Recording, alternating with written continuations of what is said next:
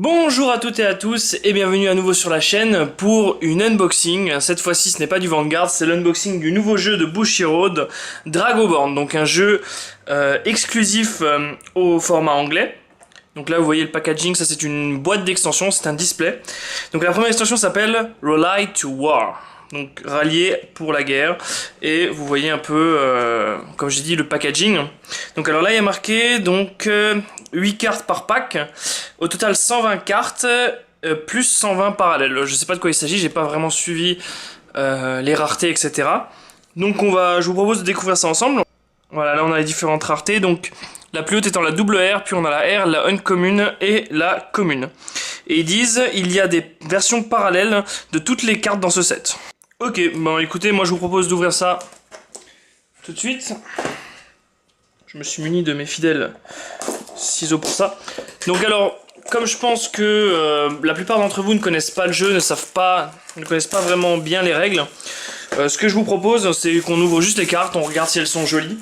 Et après, je ferai une vidéo d'explication sur les règles, et on fera également aussi une vidéo un peu en présentation un peu des effets de l'extension. Donc alors là vous voyez qu'il y a un petit, je sais pas si vous voyez, là on peut ouvrir et là il y a un petit tiroir. Je pense que là-dedans il va y avoir des flags et des dés, je suis pas sûr. Alors combien on a de boosters? 3, 5, 10, 15, 20 boosters. Alors on a donc nos 20 boosters Dragoborn. On a également donc je pense nos 5 bannières et un dé de chaque couleur. Donc ça c'est vraiment sympa puisque du coup si on veut faire des decks monocolores etc, comme les decks sont, vous les voyez ici, tricolores, s'ils nous avaient pas mis les dés dans les boîtes, il aurait fallu à chaque fois acheter comment dirais-je, acheter à chaque fois plusieurs fois le même trial. Si on veut faire un deck monocolore c'est un peu chiant. Donc voilà, donc je vous propose de commencer en ouvrant tout de suite le premier booster. Alors je ne sais pas, je ne connais pas du tout les cartes, j'en avais vu quelques-unes. Par contre je sais qu'il y a un God Pack, donc priez pour mon âme. Donc alors là, on a une première, c'est une commune, je vais la rater, oui, commune. Donc alors, Gilman Rider, je sais pas si vous voyez bien, je vais regarder. Alors, on va essayer de zoomer un peu. Voilà, donc Gilman Rider, donc une 3-2 pour un cost de 2. C'est un vanilla plutôt sympa. Celui-là on l'avait déjà dans le deck d'initiation. Un vanilla noir, donc cost 5, 6, 6, commune. Beaucoup de vanilla là pour l'instant.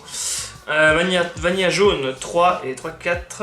Ah là, celle-là c'est l'Elania. Celle-là, cette carte c'est un spell. Et ce personnage, donc l'Elania, c'est très important dans le lore de Dragoborn.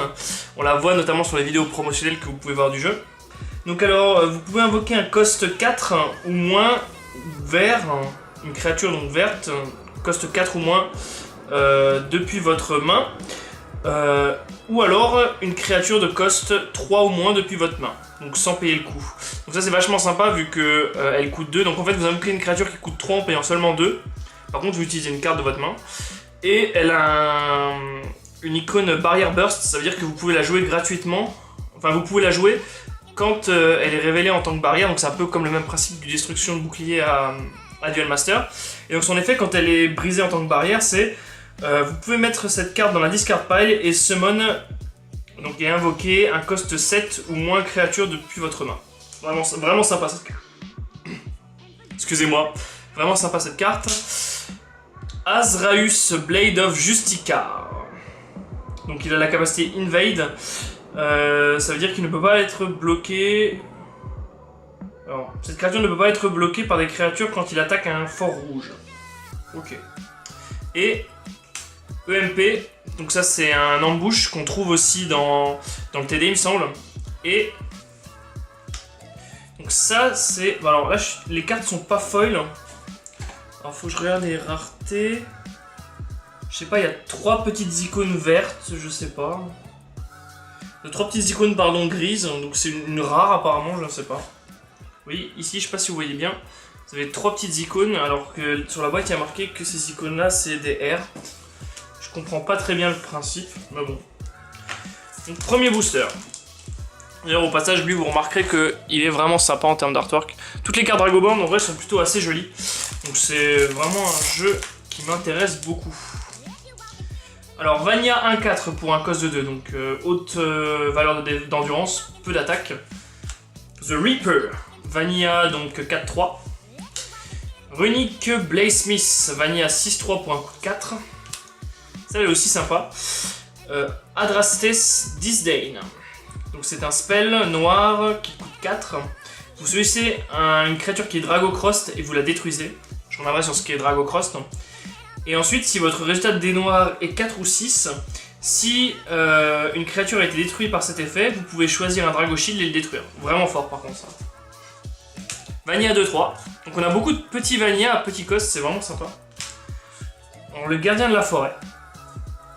Pyroblast. Force miroir. Ah, celle-là est vraiment jolie. Alors, ça apparemment c'est une carte de haute rareté. Alors ça apparemment c'est une double rare, mais je sais pas pourquoi elle a 4... Ah, peut-être que les rares en ont 3, eux en ont 4, les Unco en ont 2 et les communes en ont 1, c'est certainement ça. Donc première double R qui ne brille pas. C'est un peu bizarre. Mais voilà, première double R c'est Angelica de Light of Logress. Donc si vous voulez jouer à un jeu où il y a du foil, ne jouez pas à Dragoband. Alors, on espère toujours le Secret Flag qui lui normalement devrait être brillant. Ou la Secret Bannière qui devrait être brillant. Vanilla 5-4. Vanilla 3-2. Toujours le même Logre. Toujours le Vanilla 6-6 noir. Alors, le Spellweaver Magus. Donc quand cette créature est invoquée, vous choisissez un Drago Shield adverse et vous changez sa valeur à 1. Donc en gros, vous baissez le shield de l'adversaire. Et quand elle attaque, vous choisissez, quand elle est Dragocrost avec du vert, quand cette créature attaque, vous choisissez un Drago Shield adverse et vous réduisez sa valeur à 1. Donc, Chevalier Nosferatu. Et ça c'est une R, Gloss Wheel of Steel, très jolie carte. Et Albert Plaque Speeder, double R encore. Donc sympa.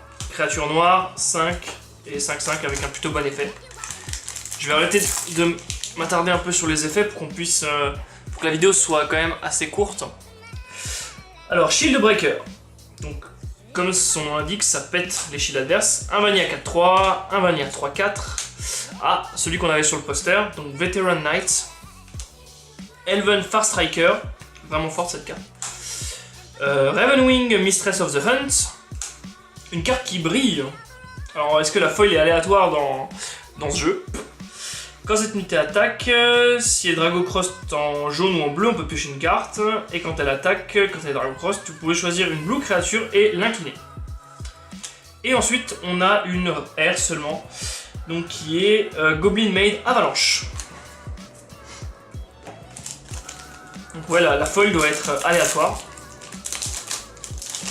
Je ne sais pas, je connais pas les ratios aussi de rareté. Donc on a toujours notre Sunscale Mage, on l'a déjà vu. Ah, bonne carte encore une fois, le Shield Breaker à nouveau. The Keeper. Quand cette unité bloque, vous laissez une créature adverse avec X ou moins d'attaque, et X étant la valeur, l'endurance de cette créature, donc 5. Et vous l'inclinez. Donc quand elle bloque, vous inclinez une autre créature, c'est pas mal pour se défendre. Une créature 1-1 qui coste 1, au début de la main phase,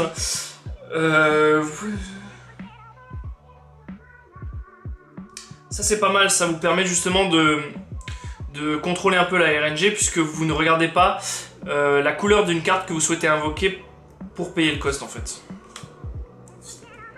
Celle-là c'est celle qu'on a justement sur le playmat que je n'ai pas vu. Voilà, clin d'œil. Fleur, Tide of Avarice. Quand cette créature est invoquée, vous piochez 3 cartes, vous en défaussez 2, donc c'est Charité Gracieuse.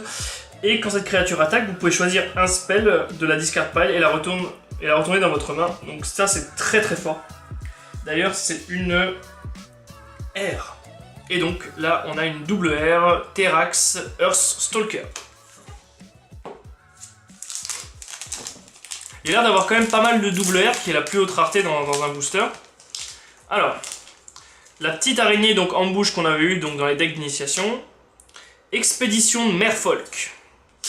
Hidden Blade, je vérifie toujours qu'on voit bien les cartes. Hidden Blade. Wandering Apparition. Altain's, je sais pas jamais comment on prononce. Altain's Blessing. C'est une carte spell qui vous permet de donner la puissance à vos monstres ou en fonction des résultats du dé de piocher. Vraiment sympa. Succubus of Deception, un ambush. Un petit 1-1. Coste 3, il a intérêt à avoir un bon effet.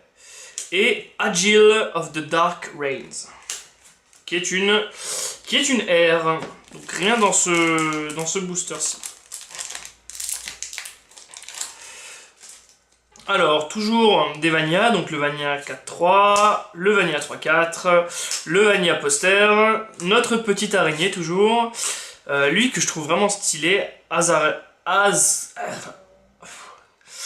Bob, Blade of Justica, Harpy, j'aime bien aussi, il y a beaucoup de Harpy, Harpy Amber Mage, et oui, ça c'est la secret bannière verte, avec Laelania, vraiment stylé, donc vraiment stylé, ça c'est une secrète foil, et donc les bannières c'est ce qui vous permet justement, c'est ces cartes là qui vous permettent au début de la partie d'indiquer quelle couleur vous jouez à votre adversaire. Et dans l'extension donc on a des bannières secrètes, et là on en a une, donc on a eu celle avec Laelania, donc elle ne sert à rien si ce n'est être jolie en fait. Et donc une R. Je vous la remets parce que je la trouve vraiment stylée. Et en plus elle est foil. Ah putain, cool. En plus il y a d'autres bannières qui sont vraiment moches, des secrets de bannières, mais les Lania je trouve c'est vraiment la plus belle quoi. Ah excellent. En plus c'est en vidéo. Un spell donc vert. Moi, du coup je vais la mettre à part parce qu'elle est trop stylée. All Gun Blazing, carte aussi que je trouve vraiment extrêmement stylée. Je sais pas si vous la voyez bien. Ah, celle-là aussi est très belle. Blade Dance Rogue, Mindflower Demon, Torche, casse-couille cette carte dans le deck d'initiation. L'autre partie, alors, ça va être une carte en genre 4 parties. J'espère que ça combote. Alors regardez, je vais essayer de... Comment ça... Ah non, si, il y a un truc qui... Ça doit être genre comme quelque chose dans le style. Ouais, ça va être quelque chose comme ça. Voilà. Ah, une carte qui brille. Donc alors, c'est une Unco qui brille. Succubus of Deception, qui est assez joli. Et un spell qui coûte 1, donc c'est Chromatic Disturbance. Allez, on continue d'ouvrir. Je suis plutôt content de ma boîte. Donc du jaune, Sunscale Ascetic. Je sais pas si on l'avait dit. Ça me parle ça, je sais pas si on l'avait déjà eu. Il me semble. Et du coup, est-ce que ce serait un artwork parallèle? Bonne question. Alors jaune, 2 coups 2.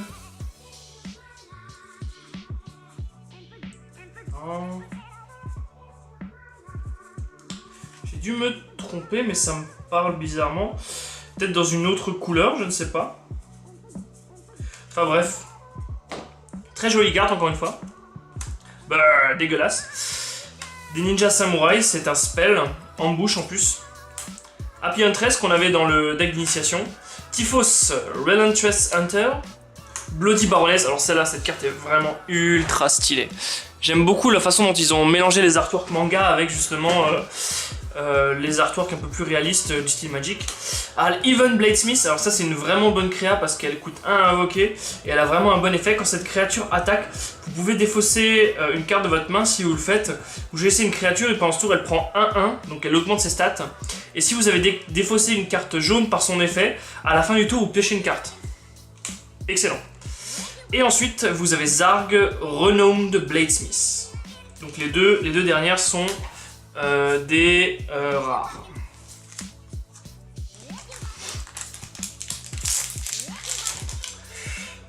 Nous avons ensuite Grave Champion.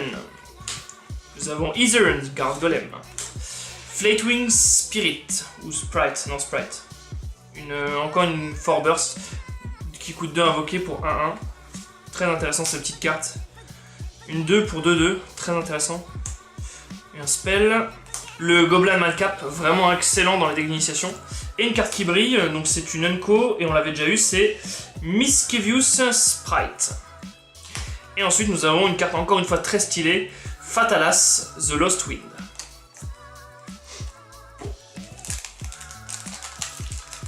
J'en reviens toujours pas de mon Lalania, là. Vraiment stylé.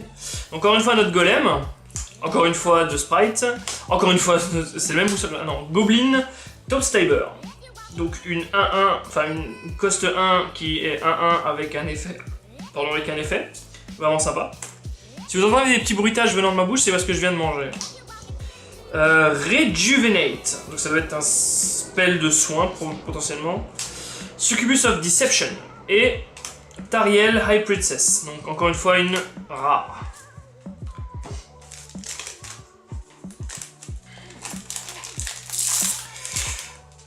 Ensuite, nous avons Stoneskin Charger, Growing Touche, Displacer, donc un spell bleu, Earthcrack, donc c'est un spell rouge qui justement avec ce personnage que vous voyez dans la vidéo. Et là vous voyez qu'en fait il a 3 effets, 3 effets du coup qui impliquent la valeur du dé, donc 1 à 3 un effet, 4 à 6 un effet, et avec un dé quelconque ou un dé noir, 1 à 2 un effet. Torche et une commune en foil, pourquoi pas. Frontline Stormer et Variable Assault Unit Fuma, une rare.